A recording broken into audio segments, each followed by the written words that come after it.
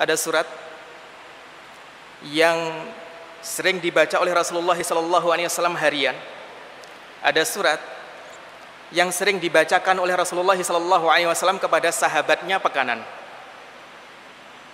Kalau yang sering dibaca oleh Rasulullah SAW pekanan, atau Rasulullah SAW memerintahkan sahabatnya untuk membaca setiap pekan, surat apa itu?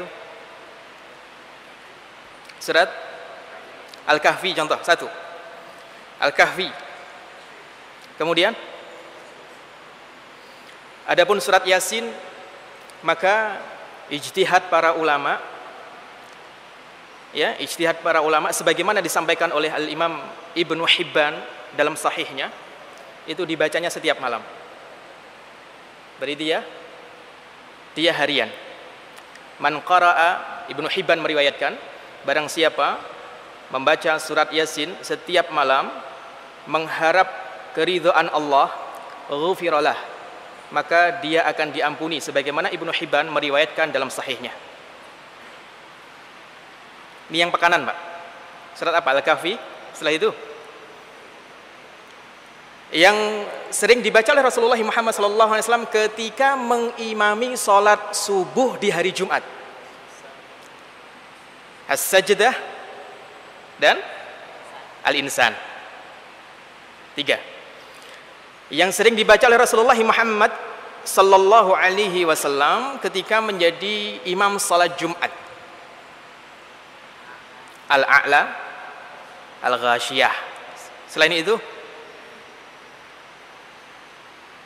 Al-Jum'ah dan Al-Munafiqun.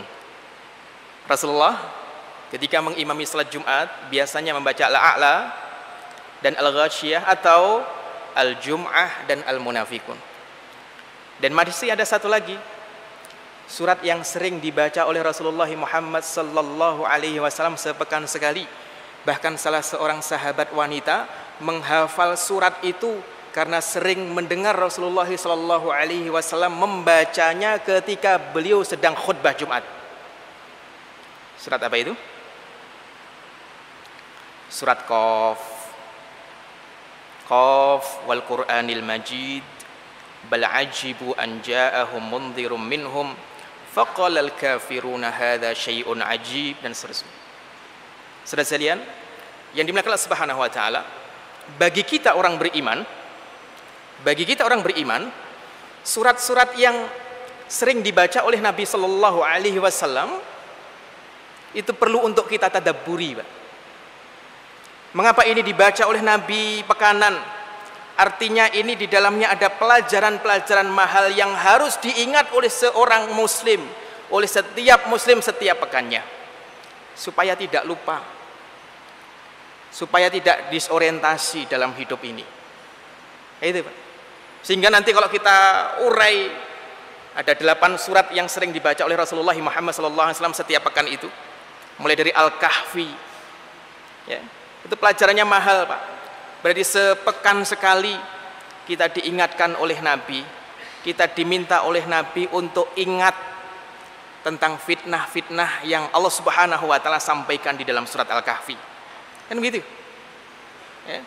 Kemudian selain Al-Kahfi ada surat As-Sajdah, ya, yang di dalamnya berbicara tentang surga, berbicara tentang akhir kehidupan kita, supaya kita tidak disorientasi dalam hidup ini. Setelah itu ada surat Al-Insan, yang di dalamnya ada perjalanan hidup manusia. Hal ata 'alal insani hinum minad dahri lam yakun syai'am madhkura. Ketika manusia itu masih menjadi nutfah yang belum punya nama. Kemudian Allah berikan petunjuk, kemudian Allah berikan jalan, imma syakiran wa imma kafura. Apakah manusia itu kemudian mengambil jalan syukur atau dia mengambil jalan ingkar? Setelah itu berbicara tentang surga, innal abrara yashrabuna min ka'sin kana mizajuha kafura. Orang-orang yang baik diingatkan oleh Allah sepekan sekali, nanti akan ada di surga minum dari air minum, mata air yang campurannya adalah kafura, dan seterusnya. Kemudian setelah Al-Insan ada Al-A'la, tentang pentingnya peringatan ya, memberikan peringatan sesama muslim karena ahli neraka, wasayujannabuhal ashqa alladzi yaslan naral kubra, adalah orang-orang yang sering berpaling dari peringatan Allah Subhanahu wa taala. Lihat. Ya, setelah itu al-ghasyiyah, ya, berbicara tentang neraka, berbicara tentang ayat-ayat Allah di muka bumi. Setelah itu ada surat Al-Jum'ah. Di dalam Al-Jum'ah Allah menyebutkan kenikmatan besar yang Allah berikan kepada orang beriman. Apa kenikmatan besar itu? Allah mengutus Nabi Muhammad di tengah-tengah kita. Walladzi ba'atsa fil ummiyina rasulan minhum yatslu 'alaihim ayatihi wa yuzakkihim, dan seterusnya. Supaya kita ingat bahwa Nabi Muhammad itu adalah nikmat besar yang ada di dalam kehidupan kita. Makanya tadi, ya, Ananda Ahmad Bahamid yang membacakan kepada kita surat Ar-Rahman, nakjubkan itu, Pak. Allah Subhanahu wa taala berfirman, Ar-Rahman 'allamal Qur'an, khalaqal insan. Ar-Rahman, dialah Allah yang mengajarkan Quran, yang menciptakan manusia. Para ulama mengkaji mengapa mengajarkan Quran dulu sebelum menciptakan manusia, padahal Quran itu diajarkan oleh Allah kepada manusia. Harusnya menciptakan manusia dulu baru mengajarkan Quran, tapi Allah dahulukan mengajarkan Quran, Pak, sebelum menciptakan manusia, karena nikmat hidayah